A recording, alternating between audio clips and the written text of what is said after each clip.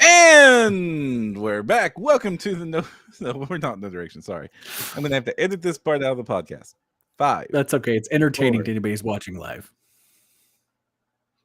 and we're back on the Preacher Games podcast, the podcast for the resident hobbyist enthusiast and the filament fiends. I'm your host, Jefferson J. Thacker, also known as Param, and I'm joined by Kristen Sowers, also known as Lost Spheres.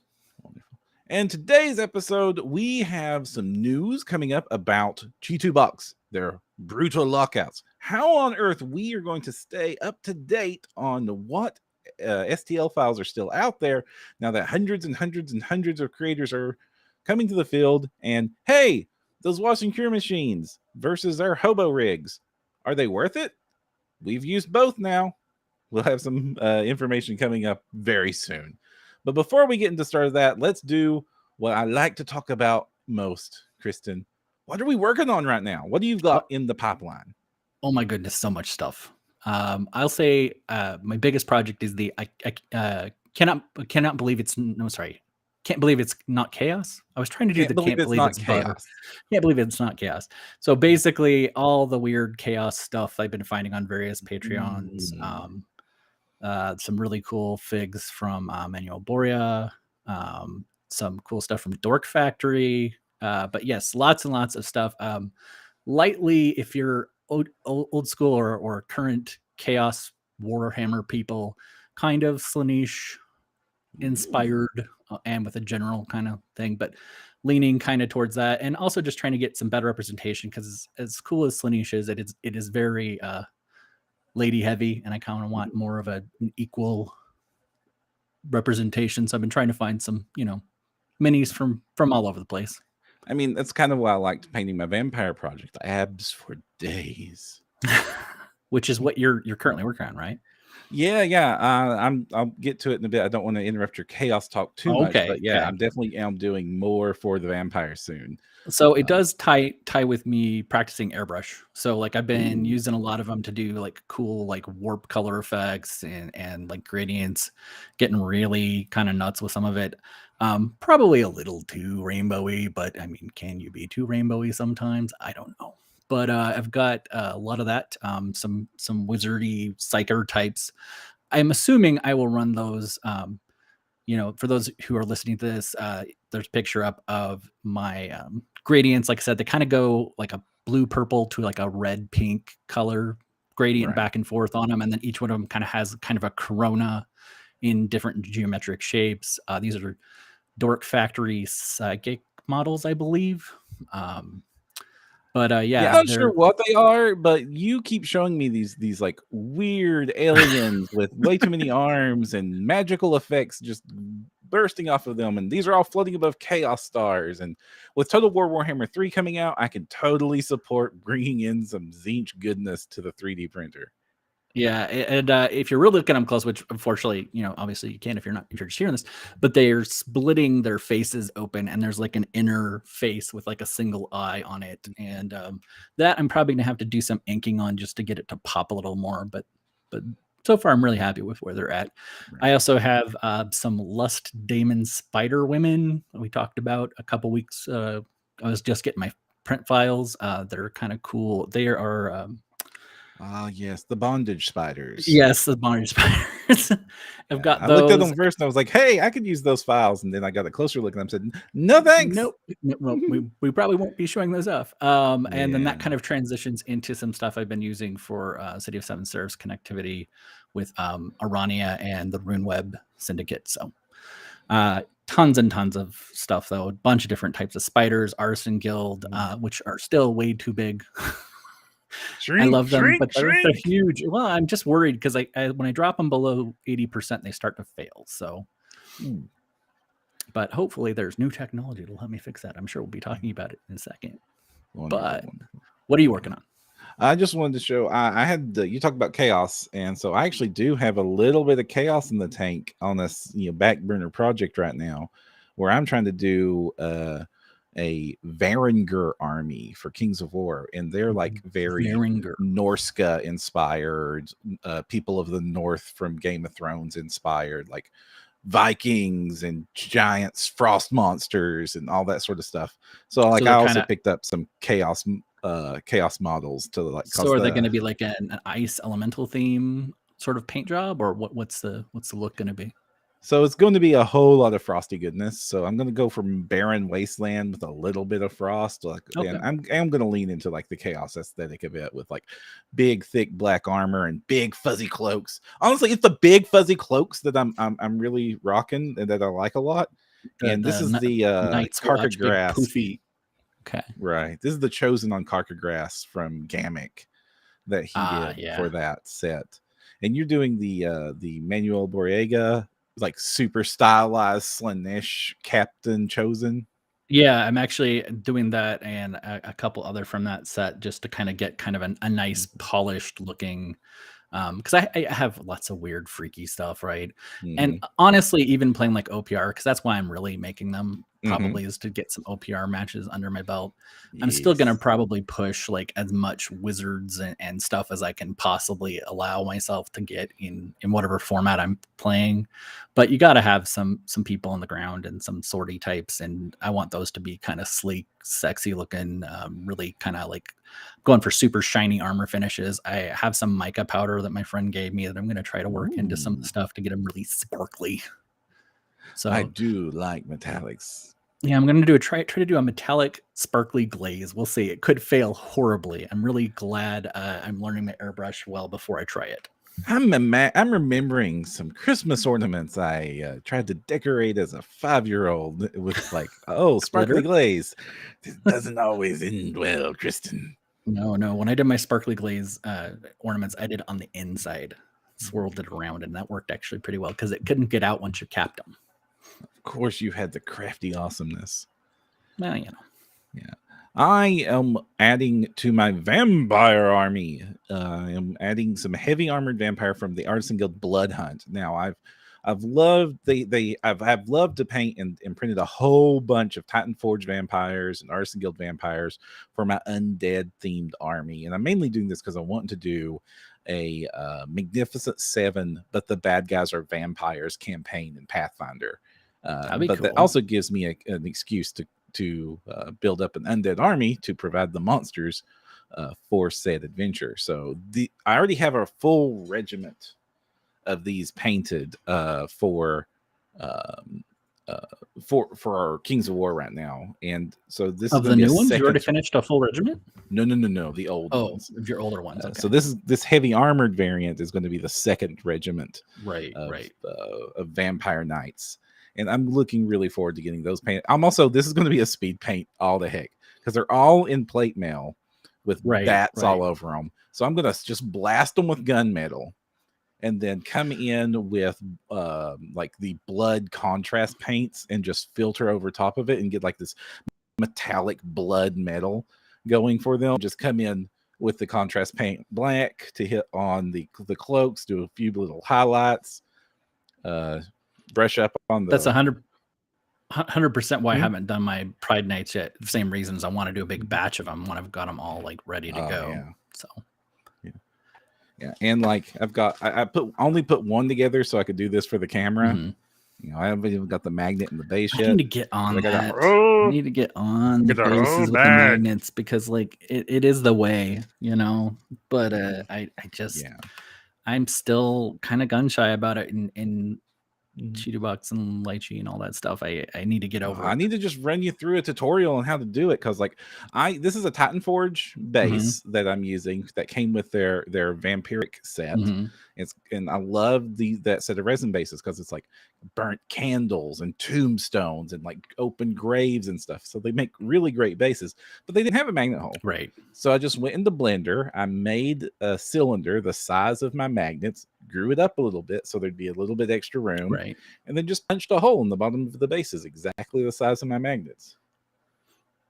I mean, you don't have to do this. No, the other option, but I should, is you just grab a Dremel and get it done. But you have to wear a mask for that. If you do use a Dremel or you're sanding resin, wear a respirator. That stuff is toxic. You do not want to get that stuff in your lungs. I have a Dremel, but I still like I'm nervous because like I shatter stuff whenever I twitch. Like even like I'm just trimming. Like the other day I had a support I missed. And if you haven't done a lot of cleaning up things, listen to this, folks, because I thought it would be just fine to go in there. Once I cured it, though, yeah, no problem. It was fused right on that puppy, and I cracked the entire side of the Mini trying to just clip it off.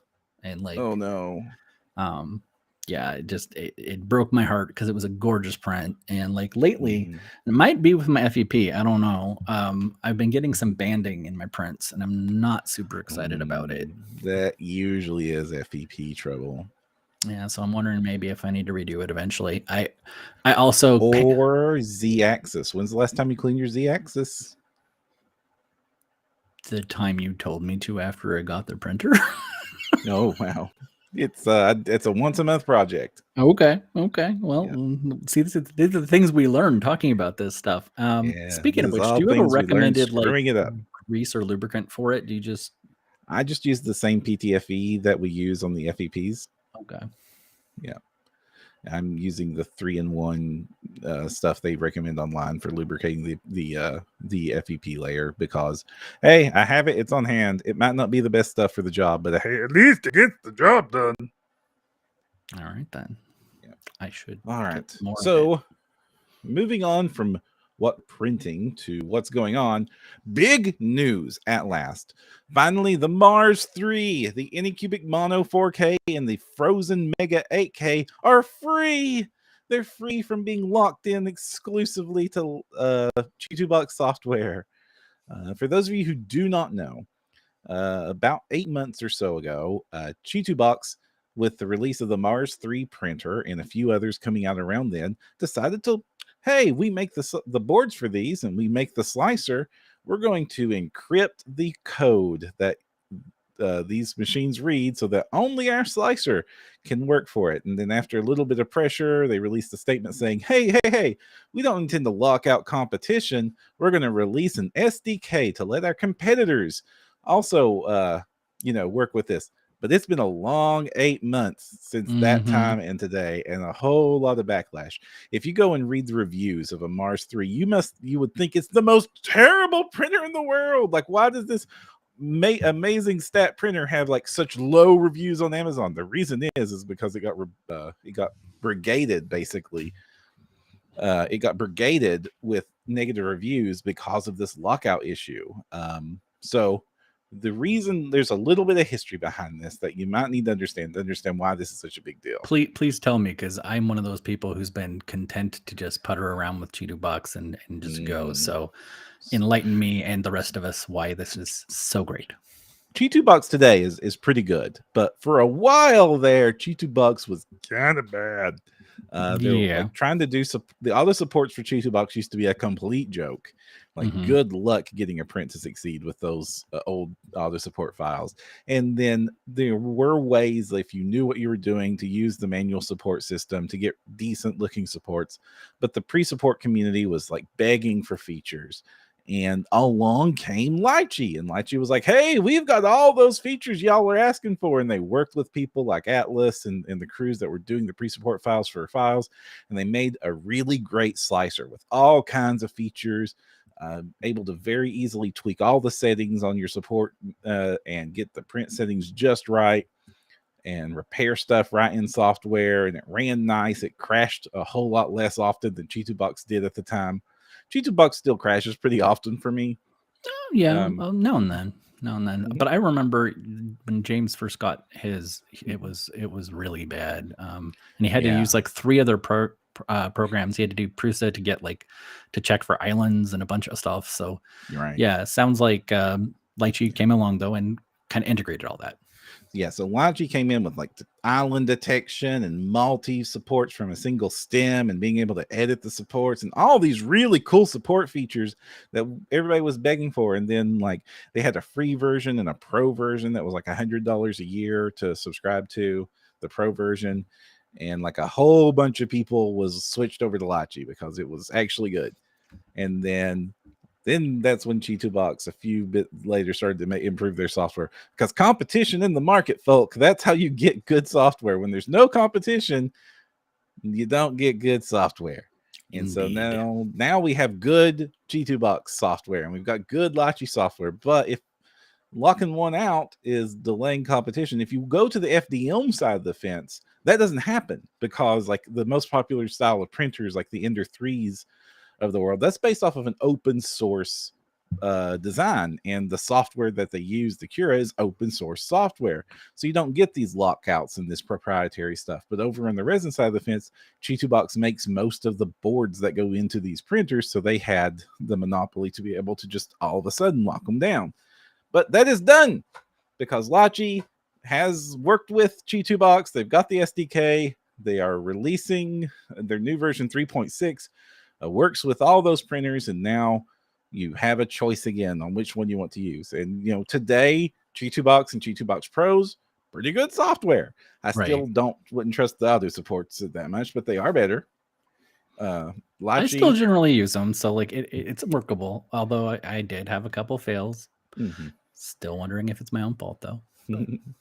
So I prefer Lychee, and Chi2Box is better, and everything, and it's just all good news for the consumer because you now have choice in the market again. And to clarify, it's not just Lychee that got access to it, right? You said now they're the only other major competing resin in like I sure, don't know if but is that SDK out there for other people to use? Then they did do it. I do not have information on that anymore. Okay, I just know that Lychee has the SDK. Gotcha. As of press releases recently. And with 3.6, they actually also added a bunch of other features to Lychee software that's really cool that I want to shout out to. There is now community resin profiles where the community can upload, hey, with this printer, I use this resin. I've tested it this many times. Here's the success rate I'm having. And you can just download and automatically switch and try out that profile when you're slicing your model, which is great to have that in the software and just browse through the most popular resin settings that people are using. So if I'm trying out, a new brand of resin I never tried before, maybe I want to get that resin that prints stuff that makes them into bouncy balls. Maybe I'm tired of shattering my carcass grass on the floor every time I drop them. I want them to bounce to the ceiling when I drop them. I'll know what settings to use in the Chi2Box resin profiles. They have a whole bunch of tools for hollowing so that you can like block off areas of a model to not be hollow, or add automatic supports inside the model as it's hollowing, and like just all around better hollow support, which hollowing a model is sometimes the best thing you can do to get a successful print. If you're talking about a big thick boy model that's going to fill up most of the build plate and you're basically trying to print a solid brick that takes up most of your screen space, that can fail just because physics is a thing, people. Sure. I mean, it just gets heavy enough that it's going to eventually drop.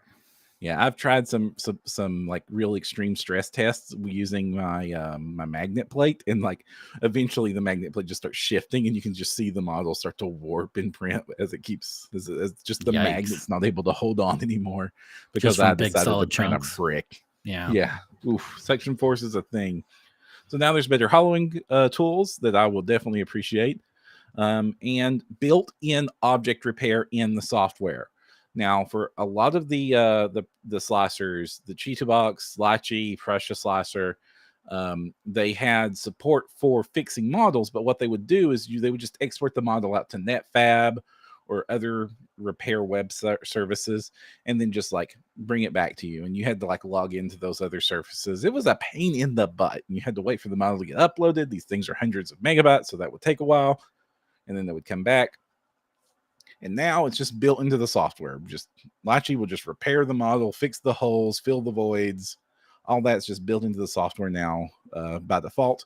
That will absolutely make my life a whole lot easier when I'm putting models together. Before now, I've been actually using Microsoft 3D Builder. And if you're using Windows, it's a free program. Go get it.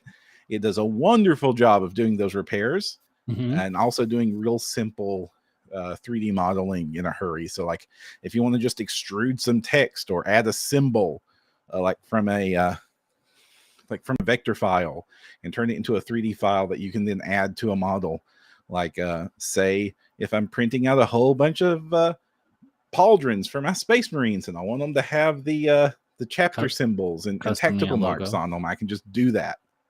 That's cool. Real simple in 3D Builder. It's a great program for that. I designed up a logo for my parents' pottery business, and then took it in the 3D builder to turn it into an extrusion that I turned into a stamp so they could stamp the bottom of their pots with their logo. That's awesome. Yeah. So like it's a super versatile, easy to use tool, and it's completely free. So definitely go check that out as an option. So now you know why the printers are free. What are your thoughts, Kristen? I think I need to spend some time learning Lychee. I think what I need to do is what I've been doing with my airbrush, which was I didn't actually let myself have brushes on the table until like I had got all of my base coating done. I was like, I wouldn't let me, because if I had them, I was going to use them soon as I could touch. And it's the same thing. I just need to go like face first into it probably, and like, you know, what I probably need to do is spend some time, and you know, if you're willing to hold my hand, I probably need to go in and take some of these models and cut their bases off so I can put them on, especially for the chaos stuff. I want that base. It does so much to unify the look of stuff I've pulled from like 16 different Patreons to just slap them on that Chaos Star base. And I probably like some of those cool knights that I've been picking up, Manuel Boreas and a couple others, they're pre-based and they're not the right size. They'll fit on a 25 millimeter, but they're bigger. And so like, I know at least with OPR, it's said really specifically, you need to have your base sizes be consistent. So at least between certain types of models. Right. So like, if I want to do any of the troop and group movement, they have to be the same, right? So I would want to get those cut off and redone on the same bases. So like that should be really easy, right? Just kind of like get beneath the foot and just cut it off, right? Easy. Like, yeah. So like, depending on the base, it's easy.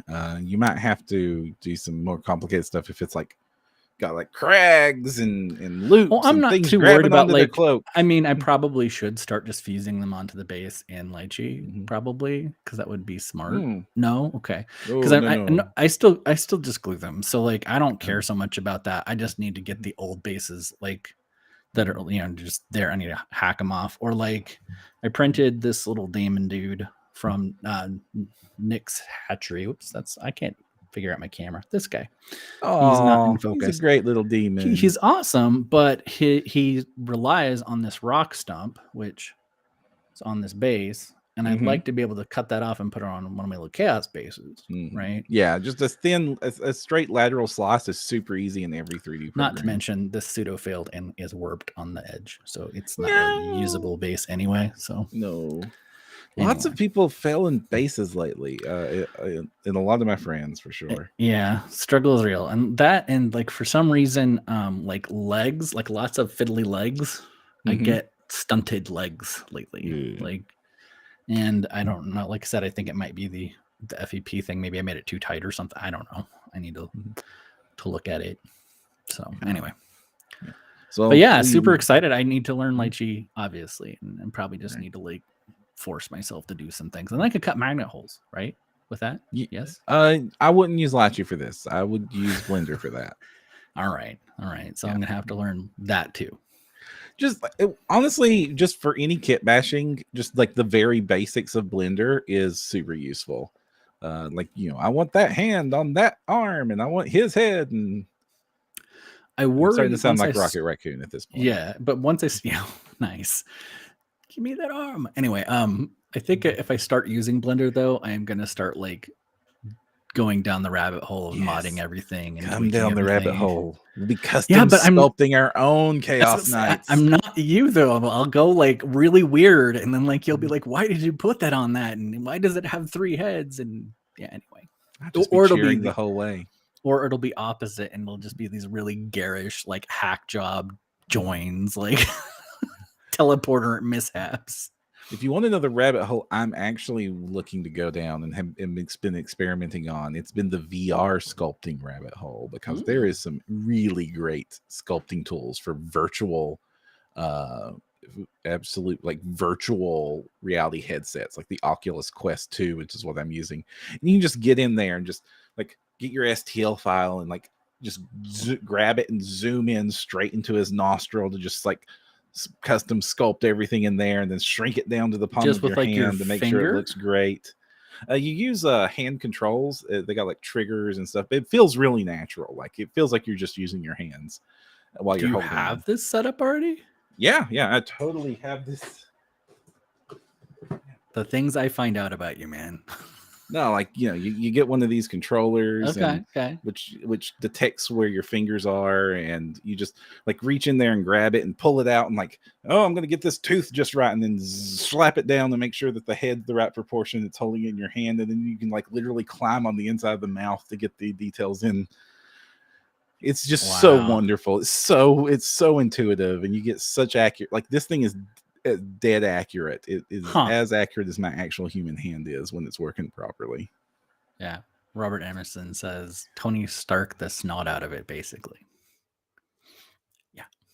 I think that's pretty much exactly what you're doing. Looks like you might have froze or I froze. I will wait patiently. Maybe. Did I drop or did you drop?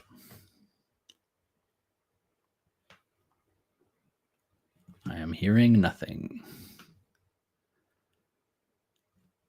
Anybody in chat, if you can hear me talking, would you say, yes, I can hear you talking? Ah, you can hear me, Robert. Well, I don't know if I'm nearly interesting enough to hold this one by myself, but super cool news about the unlocking. The next thing he wants to talk about is super cool too, so I can't steal his thunder on this. So hopefully he reconnects in a second here. But yes, everybody is confirming that he dropped. Well, bummer. It froze on a pleasant expression. Yes, I usually get some sort of like super garish, like when I freeze. James, he says that was an Oculus Rift hand controller. I am very curious about it. Because if you could hand sculpt it, that sounds amazing.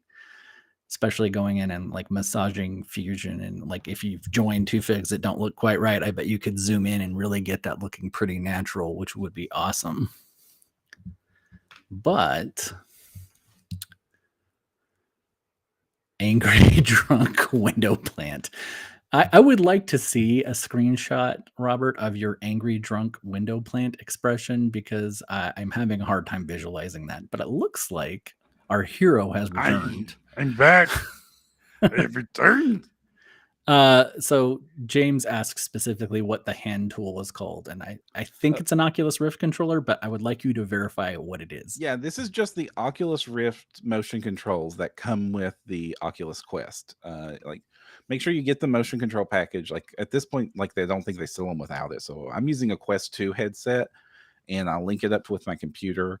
Though they do have standalone programs, you don't have. Like Quest 2 doesn't need a computer. You don't need a high-end gaming rig to do this.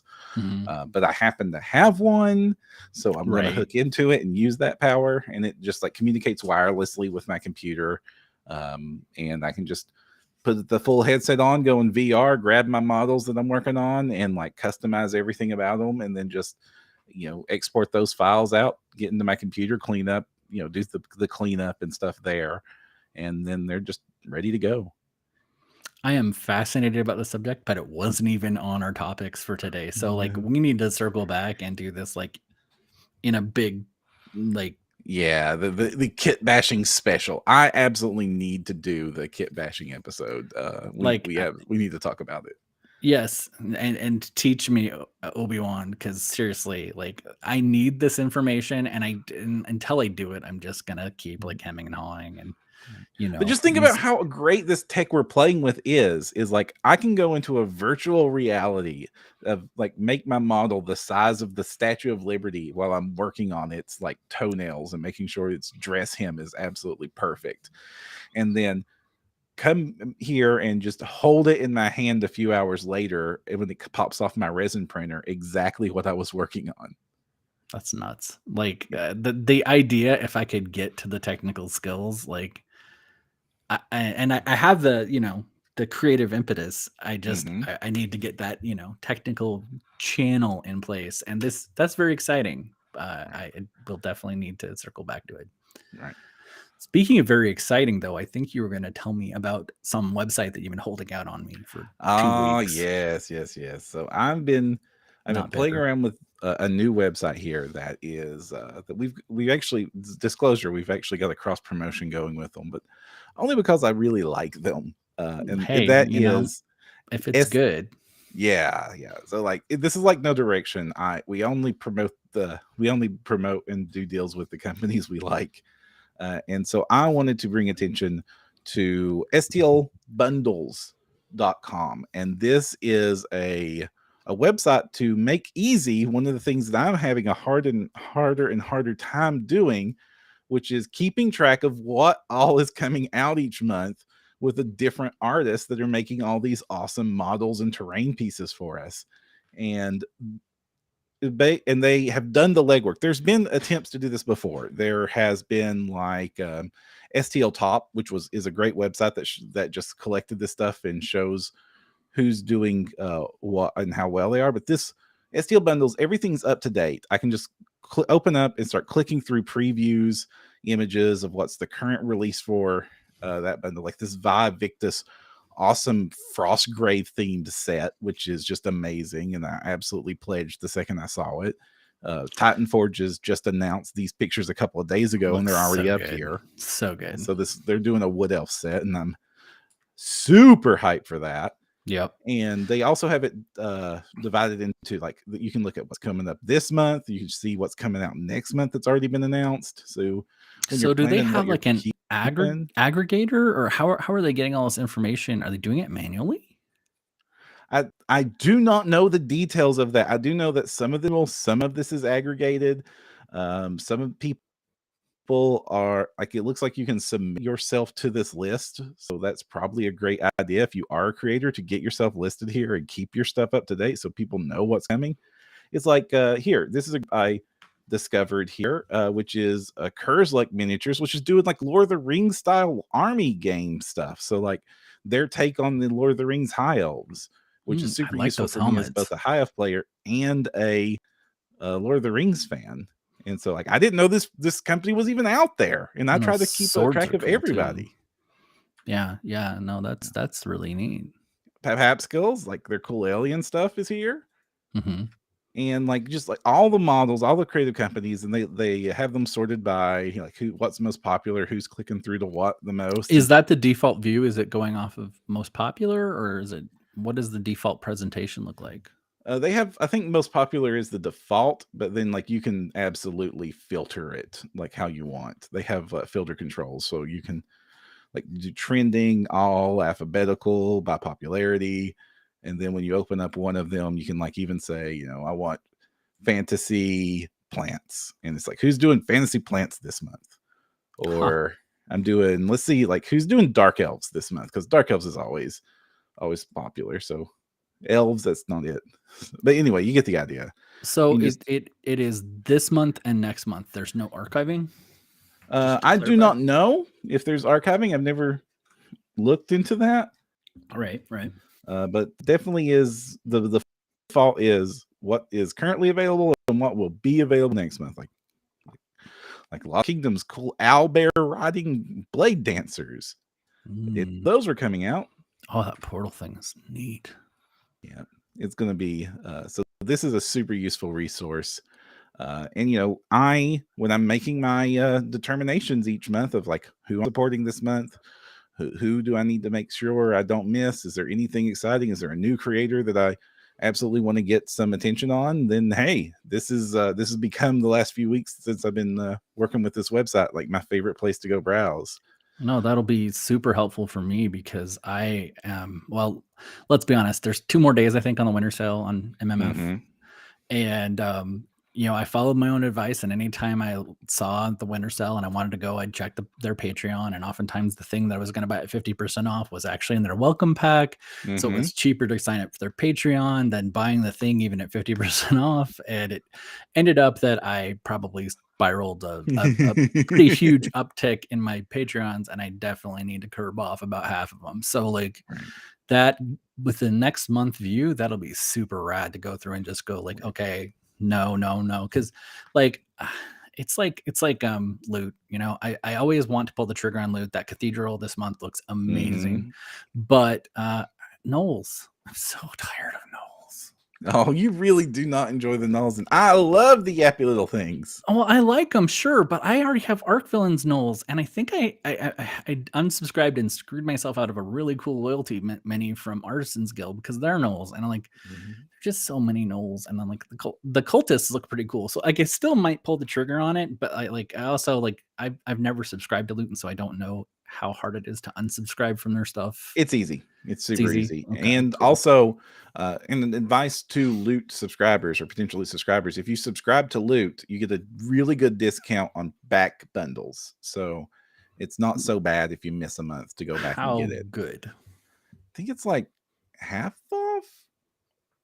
So is it like and they're like $30 back bundles is how it works or something? The 30 before the discount or after?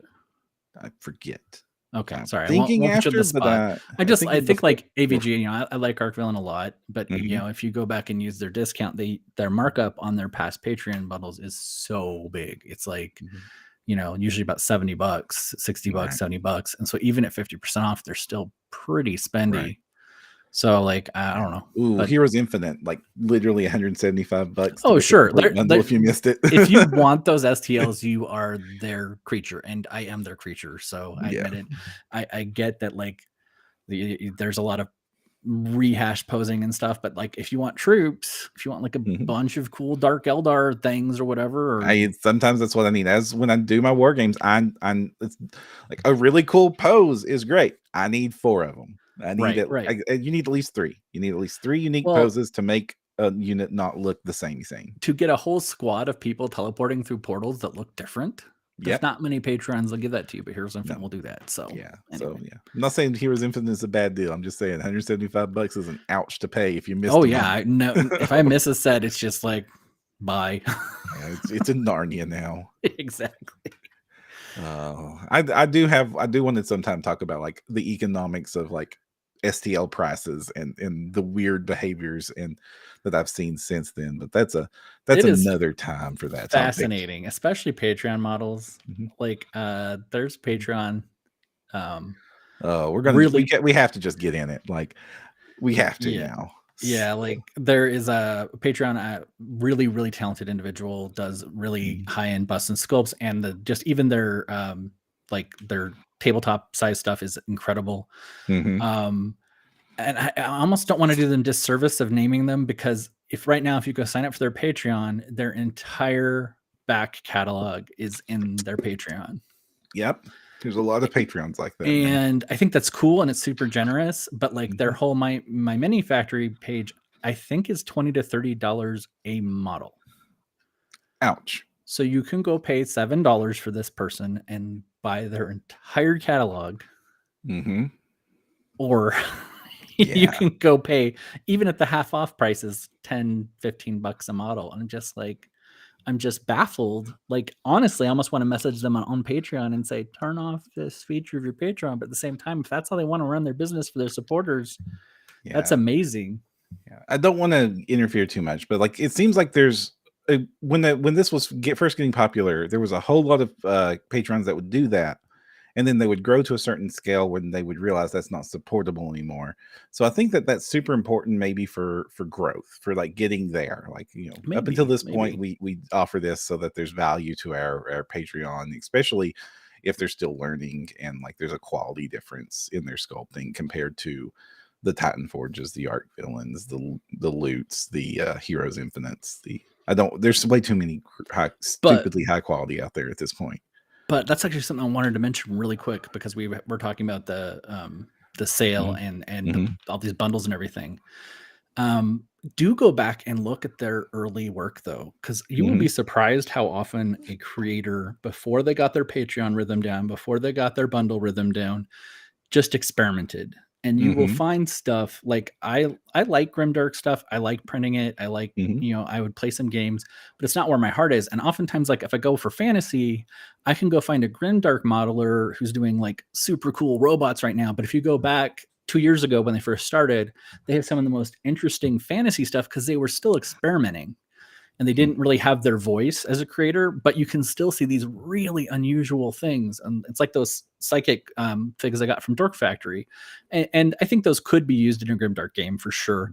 but they were very different and they were very early work, and they're not in a bundle. They're not. It's so early in the catalog that they're not. They're not available anywhere but that single file purchase. And I think that right there is going to be the golden goose, because if my mini factory right now, you're just keyword shooting, and this bundle thing looks amazing for managing the big group purchases, which is something we definitely needed. But I would like a good site that's just like, with those tabs, you click, plant, fantasy, and just even to go through some single models in a good fashion, because I mean, ultimately, this is what my mini factory should be doing. Like they are the place that sells the back catalogs. That's where most of the back catalog. So they should have a verbose. Like I love my mini factory, but some of their features are just straight broken. Like their library still has buttons that don't work and like does not. Well, and like download links that send you to like a specific file in the download, not the whole thing or whatever. And I'm just like, how is that happening? I just, I got this 30 model thing and I just got like Chaos Warrior 2. And so you have to go back into the listing and find the real download, and it's kind of that brings me to the topic of like, how much should an STL cost? Like if I'm not like, what is the value of an STL file? And and we have to put that up against, what is the value of a physical model file? And right now the industry seems to have averaged out around like a single medium-sized, human-sized model of good detail is worth about $5. That seems to be about that where seems, the industry.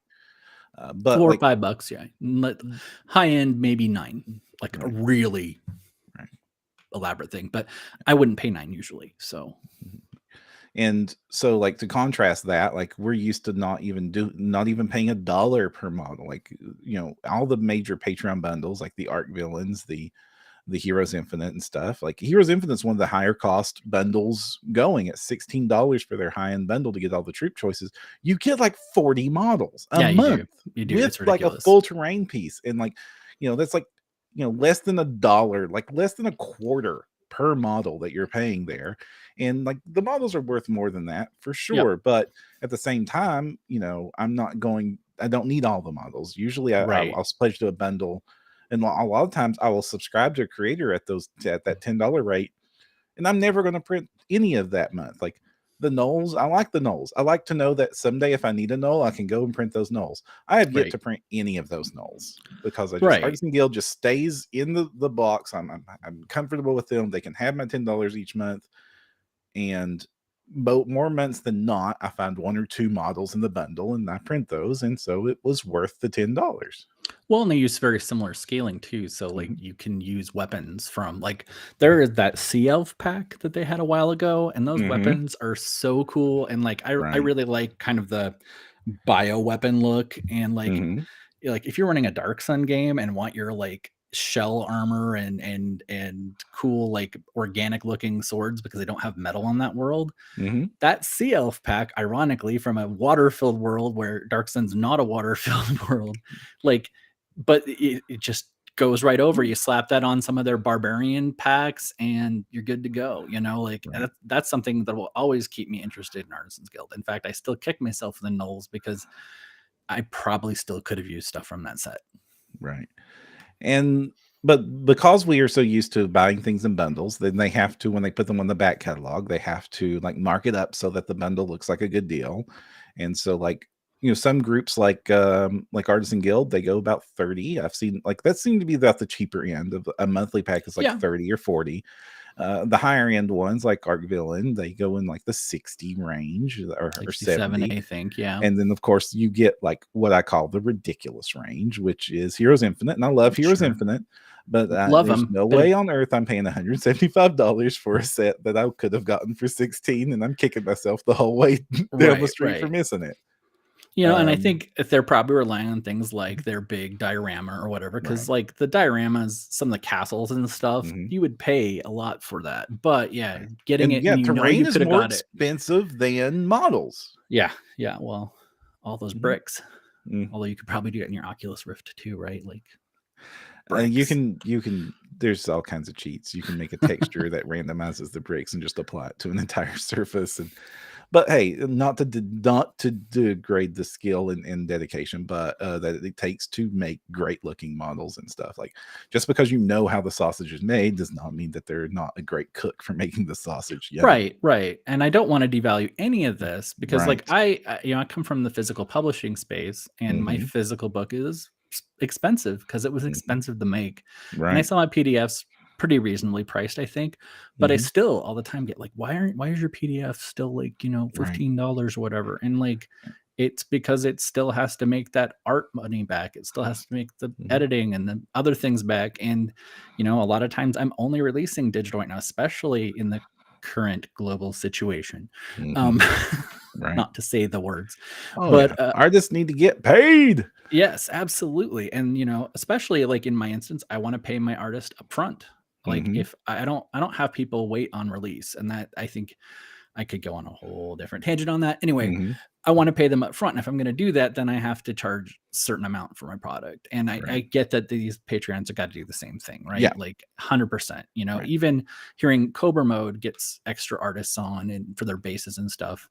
Like, so yeah, they're going to have to Mhm. do that too. And I think these values, like I've said, the decorative basis that Cobra Mode does is worth the Patreon subscription just by itself, let alone Right. all their really cool whimsical characters and fun world building and everything. Like, it's just such a good value. But I feel like I'm just gushing again about Cobra Mode, so I'll shut up. Right. And like, I don't like, this is not what that's about. This isn't about degrading the value. It's about talking about what the industry has decided these values are, and noting my own habits and other habits. It's like because the Patreons exist at $10, then we have a certain expectation about what the final ones and like what we would pay for the bundle if we missed it. Right. And so, like, I actually don't flinch throwing down, $40 for a bundle I missed if it's exactly the thing I'm looking for. Or more than likely, I'm going to pledge $10 to them this month, grab the 50% discount code, grab the past bundle for $20. Yes. And then enjoy the welcome pack, the bundle that I may not have even been interested in, just so that I could save $10 on the bundle I actually wanted. So many times. I can't tell you how often that is the thing to do. And then my mini factory is on perpetual sales. Like, we're talking about the winter sale. It's going to end in a couple of months. Like, every month or two, a couple of days, and every couple of months another big sale hits, or in every month some group or another's on, like, they're having a sale, or they're having a Patreon specific sale, right?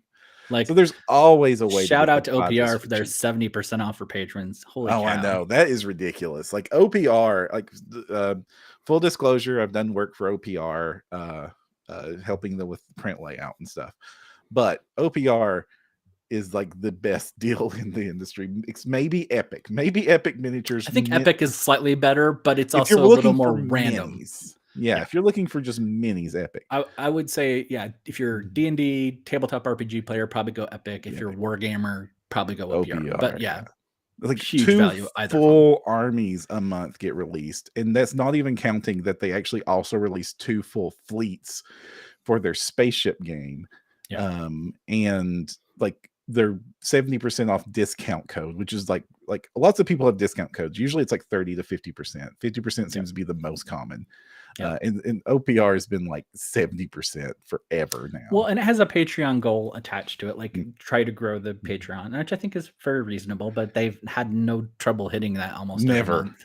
Yeah, I know. And like, they're the ones that, like, everybody's promoting them because they're smart and they're marketing like crazy. And also, hey, an alternative to the most popular tabletop game in the industry that happens to let you use all those same models is a great sales tactic. It is. And I am interested in that game automatically. But speaking of hitting goals and benchmarks, we got to talk about our next subject, because we're going to lose it again on another episode if we don't. Oh no. So once you're printing these hundreds of minis, you've got to clean them. And we've talked about this in the past before. It's like, hey, the printer is half the equation. You've got to have a cool printer. But when you pull the model off of that resin printer, now, if you've got an FDM printer, you don't need this. You're done. If you're rocking the Ender 3 and you're rocking the Neptune 2 or whatever printer you got, Kristen, and when they're working properly, you can pull the model right off that plate and prime it, and it's ready to use. But my replacement Anycubic X is here. It did show up, so I get to build it this weekend. Awesome.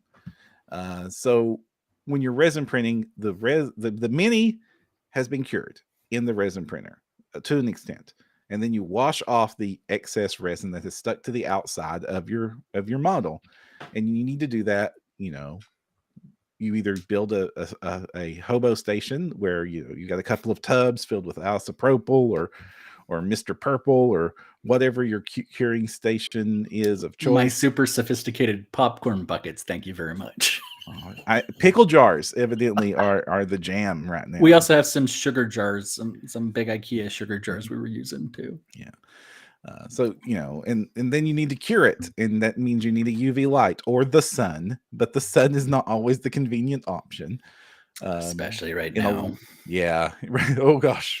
And then the model froze and shattered itself. Right. So you need the sun. But, there's another option out there, Kristen. There's wash and cure stations made specifically to make this easy. And you have a cure station. I do. And for the holidays, I picked up a wash and cure station. And I have to say, after doing it myself with what I thought was a very well put together DIY rig with like 2 tubs and then a water tub and then like this really cool tinfoil box with a UV light on top. Life is so much easier with a wash and cure station. If you can afford it, go get it. Honestly, it's so wonderful. I'm curious about the wash station for sure. I will say it's been night and day getting an actual cure station because I was using the Sun or oh gosh, or a nail polish curing station. Oh, that's the worst one. The nail polish one is the worst. It worked okay. Its timer was awkward, but also you had to turn everything on the side. If you had a large mini size like for D&D or Pathfinder or whatever, good luck because you had to get the angle just right to get in there. And if you had a huge one, well, you were screwed. And I will say that size still becomes an issue with my cure station because I have the early generation Elegoo one. You have the first Mercury, right? Yeah. This is it looks like a big black cylinder if you're hearing this, but it's a big black cylinder with a little window. And the kind of cool thing about it is it actually uses the solar power of the thing to radiate a little plate that's actually just got a little motor that works off solar. So its curing light also powers the rotation stand. That is also a bad thing sometimes because it's actually not connected. So like if during all the spinning on the curing station, the minis shift, they are now on the side of this thing that is not connected. You lift it up and they spill out. Oh no. I know this little, it's about a 1.5 inch, 2 inch drop there. Doesn't seem like much, but if it's a spear tip, it can be the end of a thing. Oh no. This is why you need tenacious, Kristen. Right. So you need to be able to take your swords and bend them. Yes, show it off.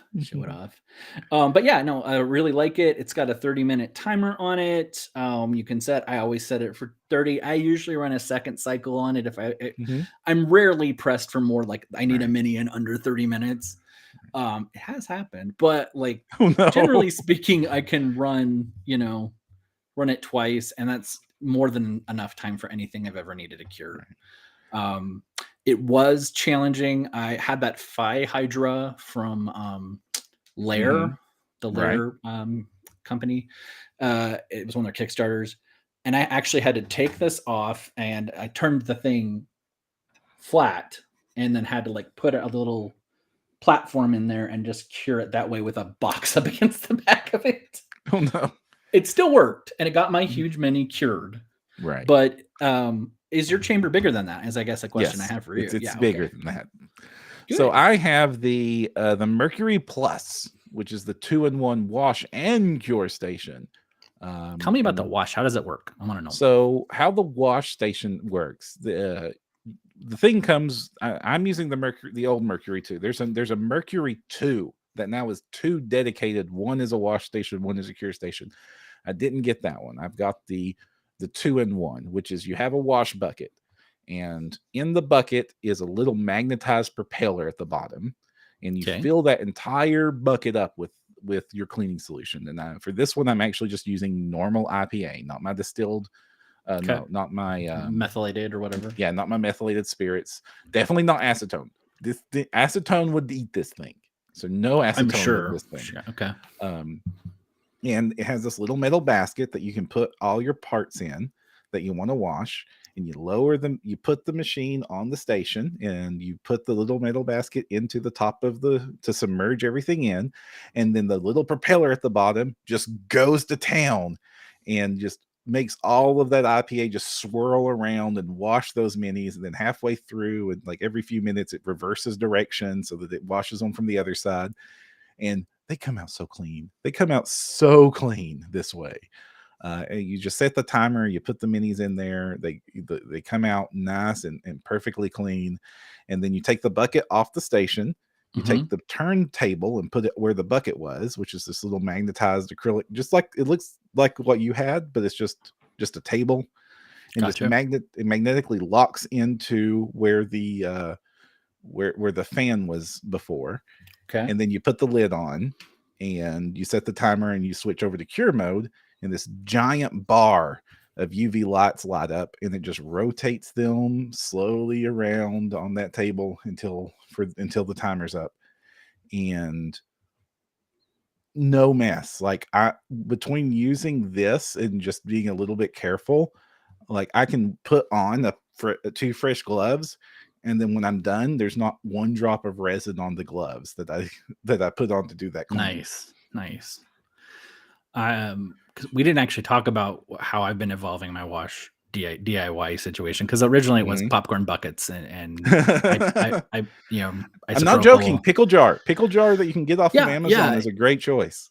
Well, so I've upgraded my little bucket situation with an ultrasonic immersion thing. They just drop into it, and it is treated metal. It rinses off with alcohol really pretty. I mean, it is my dedicated resin toy pretty much now. I have used it to agitate paint, but anyway, but yeah, that thing does a really good job too with that kind of micro abrasion cleaning. Before the wash stations, those were a very popular choice for this. Getting the problem though is that they can cause fires. I actually will 100% verify that. If you do not have it fully immersed in liquid, it gets very hot. Yeah. Like can burn your hand hot. And we're washing things in alcohol. So once it's submerged, it doesn't seem to be a problem. Yeah, so that's a risk. I don't want to recommend that to the general public, because like that's been a health concern for a while. The alternative is to use something that isn't alcohol, like LA's Totally Awesome, or some of the other alternatives to cleaning in there. Yeah. So those are other options. Well, and you can even just use it to agitate your water in the rinse. Right. One of the things I did find that was an unexpected benefit is that the micro vibration does loosen your supports a little bit, and so they're even easier to come off in that hot water bath. Just nice. Now that is a thing worth experimenting on, because anything to make getting those supports off easier is usually worth it. And again, you want to get the supports off after you wash a miniature, but before you put it through the final cure. So my highly recommend process my work process now has become dump it into the bucket to get and wash it in the wash station, then take the basket off, and then just drop everything in the basket into my little bowl of warm water, and then pull all the supports off there. And because taking the one downside to my cure station is it has a noticeably less volume than the Saturn can print. Yeah, because this was designed for the Mars, right. In fact, if you have a Mars, you can just put the build plate straight. It has a mounting point for the Mars build plate, so it just goes into the bucket, and you just wash the build plate full of models. Holy cow! Yeah, they have the new version, the 2 that has the 2 separate stations, has a place where you can mount a Saturn build plate. So I might upgrade as much as I'm having fun with these. When those become easier to get on the market, I might. The Mercury X. You did mention, like when we first talked about it, there was sometimes it didn't work, but you didn't explain what didn't work. So the thing that did not work is that the volume is bigger than you've got, but smaller than a Saturn can print. Okay. So I'm often having to cure things. If it's one big model, that's not a problem. The huge Hydra would fit in there. But where I run into problems is I often print like 24 infantry at once or 36 infantry at once. And I'm running out of places on that little disc to stand tiny little people. So what I have learned to do is while I'm pulling the supports off, because it often will take me, if I've got like 40 infantry models that I'm pulling off the build plate, that that takes me longer than the cure time of the cure station, which is about 5 minutes. So I just pull a build plate full off, run it for 5 minutes, get to work on getting the rest of them off, and just run it in batches that way. And that's the solution I've had to the problem of I can't get 40 high elves on this plate. Darn it. All the vampires are fighting with the high elves for space on the cure station. Why do they want to get on the cure station? That's UV light. Vampires learn better. It's supernatural. It has to be actual sunlight, Param. Oh. At least that's what I'm saying. Yeah. David Wickham in chat is correcting me that it is the Mercury X, not Mercury 2. And that is correct. The Mercury X. So now that I'm very happy with my Mercury Plus, I am kind of looking at that Mercury X, waiting for it to become more easily to grab, because it was definitely right before Christmas. It's like even getting the Mercury Plus was just like good luck. Like that was the part that was like the people were getting printers, and people who had printers were getting cure stations. That was like the holiday season this year, it seems. Yeah, and like last year when it was trying to get a Saturn at all. Like, oh my gosh. When you first got your Saturn, I had been trying to, and I remember I was like, how did you get one? I was part of the initial like pre-order launch. And then eventually I broke and got that Anycubic, which I destroyed. Oh, did you ever get the replacement part for that? Yeah. David Wickham saying, here they are. You can have it this weekend. Thanks, David. Thanks, David. I will totally check that out. Yeah. So, I think we're running out of time. We are.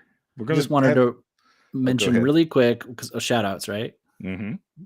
Just a couple episodes ago, I mentioned that Matt Station, which is I will say Warhammer 40K friendly sculptor, was having really difficult time taking payments after PayPal was shut down for them. And they are now working with GPay, and it works just fine. So, and I'm really curious what happened there, because they do their own thing. It doesn't look like 40K at all. Yeah. I don't know. I don't want to recirculate rumors. Google about maybe Games Workshop interacting with sculptors, but you could do your own research there. Right. Who knows? I do know that in the past, PayPal has been very responsive to fraud claims, and I don't know if those two things are connected. I don't want to be liable or whatever, but it's just important. Yes. It's important we say only what we know. Yes, exactly. But they, for whatever reason, their PayPal account was like super shut down, and very, very little chance of them ever getting it back up. So I'm glad the GPay thing got sorted out. Yeah, for sure. Because like unable to accept PayPal and no easy option is a death sentence for small on-time companies. So especially when you're overseas and like you're having to set up, because at the time the first solution was to set up with a Russian-based payment company, and I think there's a lot of people that might not be comfortable with that. Like that's how my retirement savings disappear, Kristen. Like that's what the phone calls from the scammers tell me. Like I understand Matt Station probably isn't a scammer. I'm not right. But I'm not setting up the Russian pay system for them. I just think that I think it's a good thing that they got an easier way to get that sorted out. So I'm glad. All right. Well, everyone, thank you all for another episode. We hope to see you all again next week. And just to remember, keep those printers humming, and always remember to print your games. Get a screen protector. You have to do it.